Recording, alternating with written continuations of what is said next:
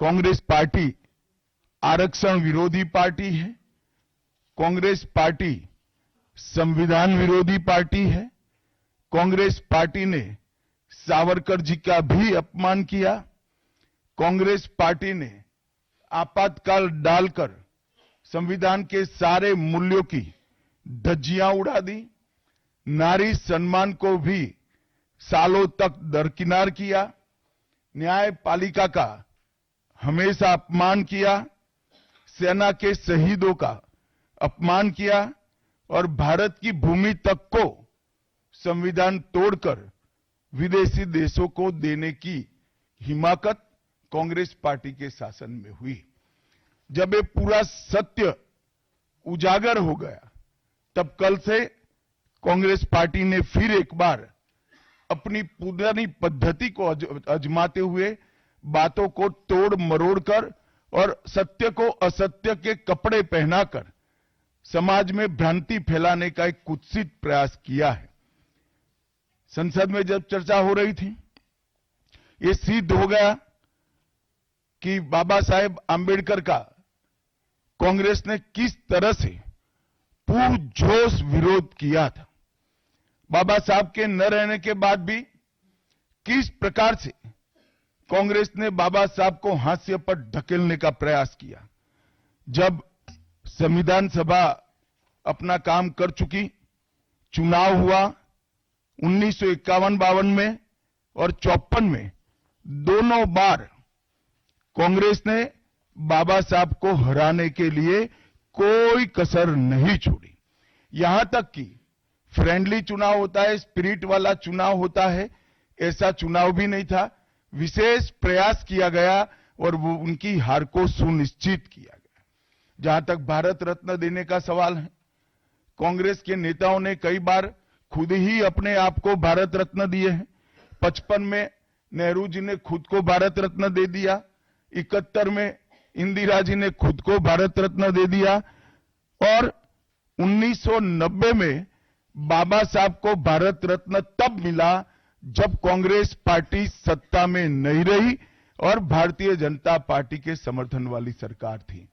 1990 तक कांग्रेस पार्टी बाबा साहब को भारत रत्न न मिले, इसका बड़े जतन से प्रयास करती रही। यहां तक कि बाबा साहब की जयंती को भी, 100वीं जयंती को भी मनाने का मना ही कर दिया गया। नेहरू जी की आंबेडकर जी के प्रति नफरत जग जाहिर है। नेहरू जी की खुद की किताब selected works of Jawaharlal Nehru second series volume 16, इसके भाग 2 की पृष्ठ संख्या 532 पर एक पत्र का उल्लेख है। जब बीसी राव ने नेहरू जी को पत्र लिखकर कहा कि आंबेडकर जी मंत्रिमंडल से इस्तीफा देकर जाने का मन बना रहे हैं, तब नेहरू जी का एक जवाब था, आंबेडकर के जाने से मंत्रिमंडल में कोई फर्क नहीं पड़ने वाला है। आंबेडकर जी के महान योगदान का मूल्यांकन जवाहरलाल जी किस तरह से करते थे, इससे बड़ा कोई उदाहरण नहीं हो सकता। जब पंडित जी की एक और किताब को पढ़ते हैं, लेटर टू चीफ मिनिस्टर में एक उल्लेख है, बंबई के मेयर ने एक पत्र में बाबा साहब के आंबेडकर के जन्मस्थान महू में उनका स्मारक बनाना चाहिए, ऐसा सुझाव दिया। 18 जून 1959 को पंडित जी ने कहा, सरकार के लिए स्मारक स्थापित करना बिल्कुल सामान्य बात नहीं होगी। आमतौर पर स्मारक निजी पहल से किया जाता है। अपने परिवार के चाहे कोई भी सदस्य हो, नेहरू जी हो, इंदिरा जी हो, संजय गांधी हो, राजीव गांधी हो, कई सारे लोगों के लाखों स्मारक देश के अंदर बनाने वाले परिवार के मुखिया कहते हैं कि आमतौर पर निजी पहल पर स्मारक बनाया जाता है, क्योंकि ये स्मारक B.R. आंबेडकर जी का था। मित्रों, जब एक दूसरा उदाहरण मैं देना चाहता हूं, एक सर्वदलीय मंत्रिमंडल, पहली देश की कैबिनेट बनी जिसमें बाबा साहेब आंबेडकर भी सदस्य थे, नेहरू जी प्रधानमंत्री थे। नेहरू जी की किताब selected works of Jawaharlal Nehru में एक और उल्लेख आता है। नेहरू जी के आश्वासन के बावजूद आंबेडकर जी को कोई महत्वपूर्ण विभाग नहीं दिया गया और ये स्पष्ट इसके अंदर उल्लेख है कि सरकार की नीतियों, विशेषकर विदेश, रक्षा और अनुसूचित जाति और जनजाति से जुड़ी हुई नीतियां और 370 के खिलाफ आंबेडकर जी थे।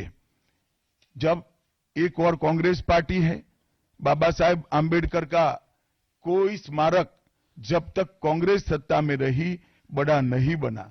जहां जहां विपक्ष की सरकारें आती गई, स्मारक बनते गए। भारतीय जनता पार्टी की सरकारों ने और नरेंद्र मोदी जी की सरकार ने बाबा साहब के जीवन के संबंधित पंच तीर्थ का विकास किया। मध्य प्रदेश में महू, लंदन में वो स्थान जहां बाबा साहब पढ़ते थे, नागपुर में दीक्षा भूमि, दिल्ली में महापरिनिर्वाण स्थान और महाराष्ट्र के मुंबई में स्थित चैत्य भूमि का विकास करने का काम भारतीय जनता पार्टी की सरकारों ने किया।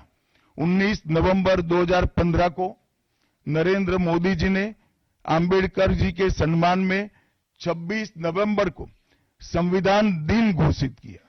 डॉक्टर आंबेडकर इंटरनेशनल सेंटर की स्थापना भी की।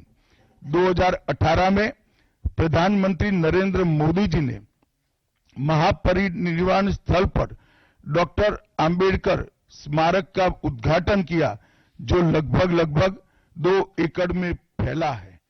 मित्रों, मैं आज जब आप सबके सामने उपस्थित हुआ हूं, तब राज्यसभा में मेरे बयान को तोड़ मरोड़ कर पेश किया गया।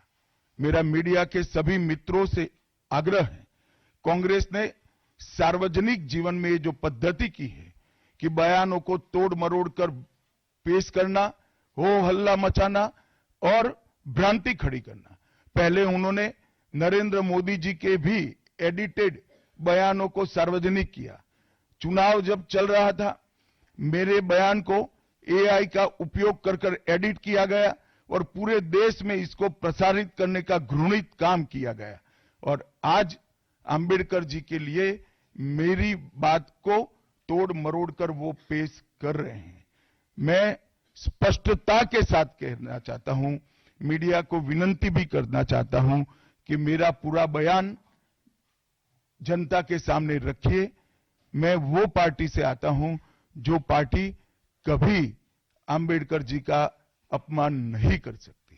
पहले जनसंघ और फिर भारतीय जनता पार्टी ने हमेशा आंबेडकर जी के सिद्धांतों के आधार पर चलने का प्रयास किया है। जब जब भारतीय जनता पार्टी शासन में रही, आंबेडकर जी के सिद्धांतों का हमने प्रचार किया है। आरक्षण को और मजबूत करने का काम भारतीय जनता पार्टी ने किया है। इन्होंने जिस प्रकार से आरक्षण को भी विरोध किया, वो भी हम सब जानते हैं। पिछड़ा वर्ग आयोग, काका साहेब कालेलकर आयोग 53 में बना, 55 में रिपोर्ट आई, आज तक वो रिपोर्ट को लागू नहीं किया गया। 31 दिसंबर 1980 को मंडल आयोग मंडल आयोग की रिपोर्ट आई। 80 में इंदिरा जी ने मंडल आयोग को ठंडे बस्ते में डाल दिया। 90 में जब गैर कांग्रेसी सरकार आई, तब मंडल आयोग की रिपोर्ट लागू हुई।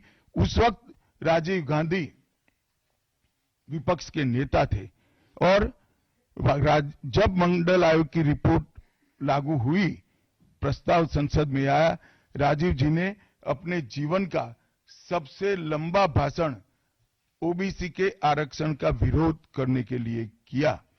आज मैं फिर से एक बार आग्रह के साथ मीडिया को बताना चाहता हूं, सच्चाई को जनता तक पहुंचाना चाहिए। मेरी पूरी बात बहुत स्पष्टता के साथ, कोई कंफ्यूजन के बगैर राज्यसभा के रिकॉर्ड पर है। आज भारतीय जनता पार्टी के सैकड़ों कार्यकर्ताओं ने ट्वीट कर भी इस सत्य को लोगों के बीच में पहुंचाया है और जिन्होंने जीवन भर बाबा साहेब का अपमान किया, जिन्होंने जीवन भर बाबा साहब के सिद्धांतों को दरकिनार किया, जिन्होंने जब तक सत्ता में रहे बाबा साहब को भारत रत्न मिलने नहीं दिया, जिन्होंने जब तक सत्ता पर रहे आरक्षण के सिद्धांतों की धज्जियां उड़ाई, वो लोग आज बाबा साहेब आंबेडकर के नाम पे भ्रांति फैलाना चाहते हैं। मैं कांग्रेस के अध्यक्ष खरगे जी को भी कहना चाहता हूं, खरगे साहब, आपका तो कम से कम दायित्व तो बनता है, क्योंकि आप उस वर्ग से आते हो जो वर्ग के लिए बाबा साहब आंबेडकर जी ने पूरा जीवन समर्पित किया। आपने कम से कम कांग्रेस के एक कुत्सित प्रयास में सपोर्ट नहीं करना चाहिए था। मुझे बड़ा दुख है कि आप भी राहुल गांधी जी के दबाव में इसके अंदर शामिल हुए हो। मित्रों, आज जब हम सब यहां बैठे हैं, मैं फिर से एक बार कहना चाहता हूं, कांग्रेस के पास इस संविधान के ऊपर की चर्चा में बाबा साहेब आंबेडकर विरोधी कांग्रेस है, इसका कोई जवाब नहीं बचा। संविधान विरोधी कांग्रेस है, इसका कोई जवाब नहीं बचा। कांग्रेस आरक्षण विरोधी है, इसका कोई जवाब नहीं बचा। कांग्रेस सावरकर विरोधी है, इसका भी कोई जवाब नहीं बचा। कांग्रेस ओबीसी विरोधी है, उसका भी कोई जवाब नहीं बचा। आपातकाल का पाप कांग्रेस के ही समय में हुआ, इसका भी कोई जवाब नहीं बचा। नारी सम्मान का विरोध भी कांग्रेस ने ही किया, वो प्रस्तापित हो गया। न्यायपालिका का अपमान ही कांग्रेस ने ही किया, वो भी प्रस्तापित हो गया। भारत की भूमि को भी संविधान को दरकिनार कर विदेश को सौंपने का पाप भी कांग्रेस ने ही किया। तब फिर से एक बार चिर परिचित अपनी पुरानी नीति पर कांग्रेस आई है और उन्होंने मेरे बयान को तोड़ मरोड़ कर आधा ही दिखाकर जनता के सामने रखना और भ्रांति फैलाने का प्रयास किया है। कृपया मेरा पूरा बयान आप सभी लोग जनता तक पहुंचाइए, तो दूध का दूध और पानी का पानी हो जाएगा। मैं उस पार्टी से आता हूं, उस संस्कृति से आता हूं, जो स्वप्न में भी बाबा साहब के विचारों का या बाबा साहब के स्वयं का अपमान नहीं कर सकते। हम जानते हैं कि देश के संविधान को समावेशी बनाने में, देश के पिछड़े वर्ग को, दलितों को, आदिवासियों को, गरीबों को और वंचितों को न्याय दिलाने के लिए और देश के लोकतंत्र की नींव को इतनी नीचे तक गहरी पहुंचाने में बाबा साहब का बहुत बड़ा योगदान है। पूरा देश बाबा साहब के प्रति कृतज्ञता व्यक्त करता है। कम से कम हम तो ऐसा नहीं कर सकते जिससे बाबा साहब का अपमान हो पाए। और मैं फिर से एक बार कांग्रेस के ये कुत्सित प्रयासों की घोर निंदा करता हूं और जो संविधान पर दोनों सदनों में चर्चा हुई, कम से कम भारतीय जनता पार्टी की ओर से चर्चा का स्तर मेंटेन करने का पूरा प्रयास किया गया था, विषय पर बोलने का आग्रह किया गया था और तथ्य के साथ बोलने का आग्रह भी हमारे सारे वक्ताओं ने किया था। वो सारे प्रयास पर कांग्रेस ने पानी फिरा है और मैं मानता हूं कि देश की जनता इसके इस प्रयास को भी जानती है, उनकी मानसिकता को भी जानती है और उनकी कार्य संस्कृति को भी जानती है। धन्यवाद। रविंदर जी।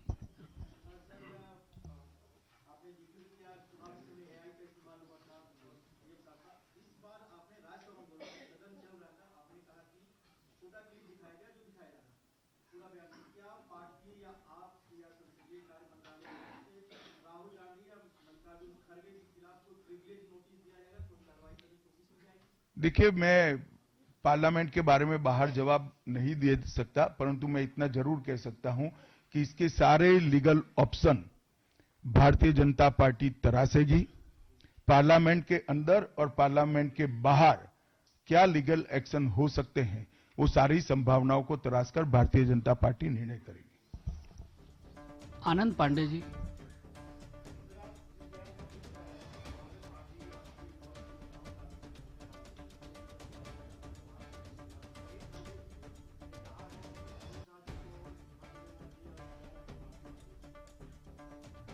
खड़गे जी मेरा इस्तीफा मांग रहे हैं, इनको आनंद होता है तो शायद मैं दे भी दूं, मगर इससे इनकी समस्या का अंत नहीं है।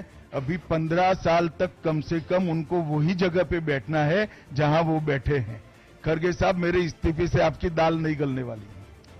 Neeraj ji, ABP news.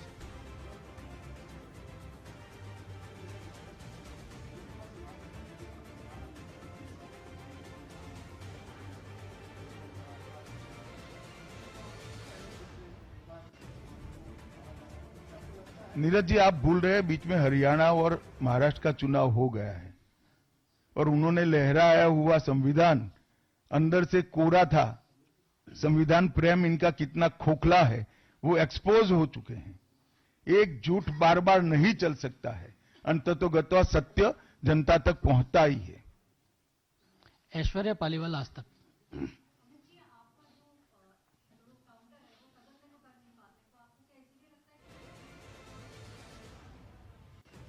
नहीं, सिर्फ मुझ पर नहीं, कई बार प्रधानमंत्री जी के लिए भी इस प्रकार के प्रयास किए, चुनाव के वक्त मेरे लिए भी किया था, फिर से एक बार कर रहे हैं। मगर मैं इसीलिए आज आप सबके सामने आया हूं।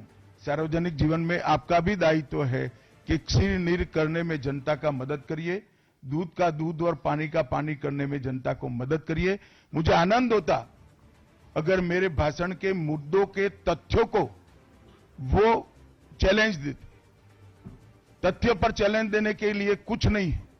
मैंने भाषण का एक एक शब्द तथ्यात्मक है और इतिहास से गर्व से बाहर आया हुआ है, इसलिए वो इस प्रकार से मेरे भाषण को एडिट कर कर इसको गलत अर्थ निकालकर इस प्रकार का प्रयास करें। शैलेंद्र जी।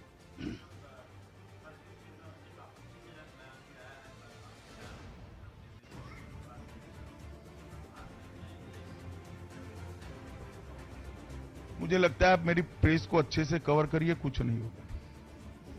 प्रज्ञा कौशिक।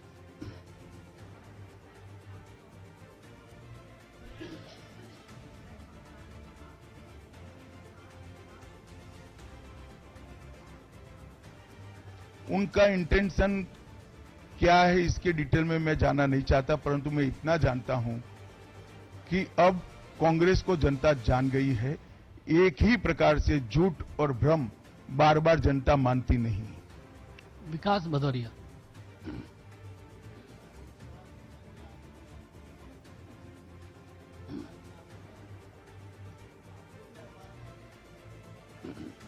भाई, आपका सवाल गलत जगह पे है। कांग्रेस कार्यालय में पूछने का सवाल है, मुझे क्यों पूछ रहे हो?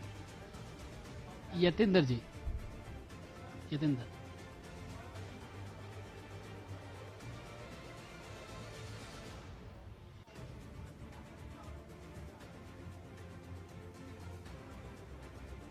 देखिए, इनकी भ्रांति है। प्रधानमंत्री सत्य के फेवर में बोले। मोहित भट्ट।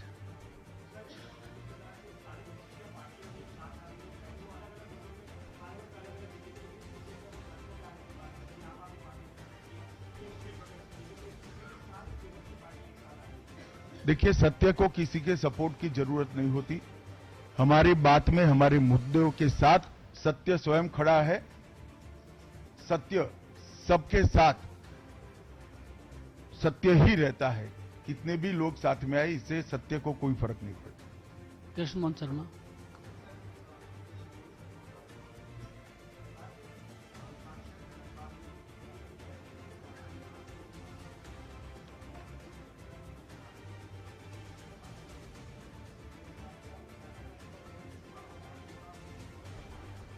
चलो, कम से कम मेरे कारण अरविंद केजरीवाल जी संविधान का और बाबा साहब का सम्मान करने लगे, वो आनंद का विषय। संजय जी।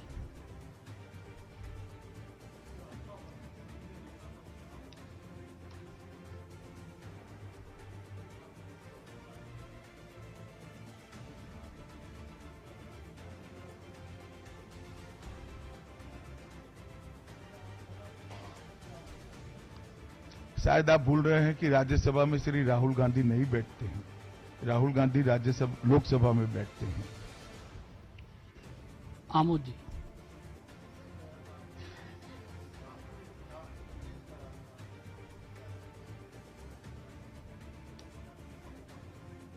मुझे क्या मालूम, हो तो स्पीकर साहब ने तय करना पड़ेगा।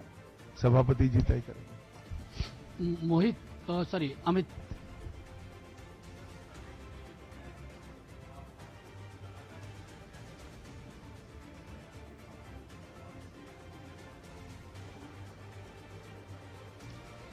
मुझे लगता है कि खड़गे जी ने आत्मनिरीक्षण करने की जरूरत है। वो जो कर रहे हैं इसके प्रति गुस्सा है या मेरे बयान के प्रति, वो उनको थोड़े दिन में मालूम पड़ जाएगा। आप पूछना चाहते हैं?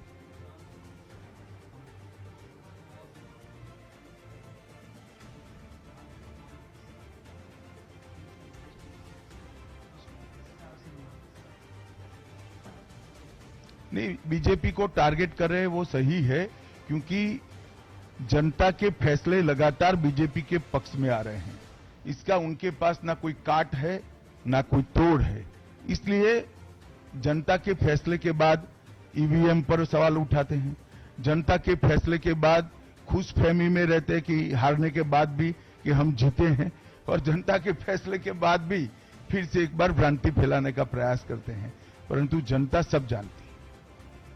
अंतिम सवाल रविकांत जी।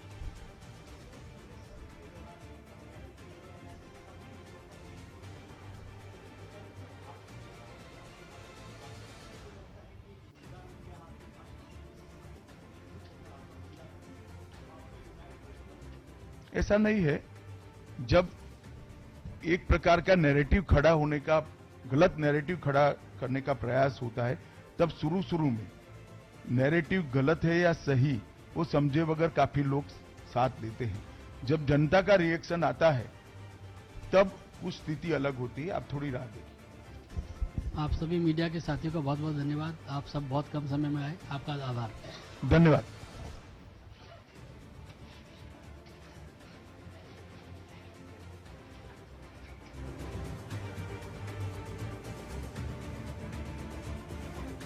તો વિપક્ષના આરોપ બાદ આજે કેન્દ્રીય ગૃહમંત્રી અમિત શાહે પ્રેસ કોન્ફરન્સ કરીને તેમણે અલગ અલગ મામલે જવાબ પણ આપ્યા। તેમણે કહ્યું કે કોંગ્રેસ તો પહેલાથી જ આંબેડકર વિરોધી રહી છે, કોંગ્રેસે જીવનભર આંબેડકરનું અપમાન કર્યું છે।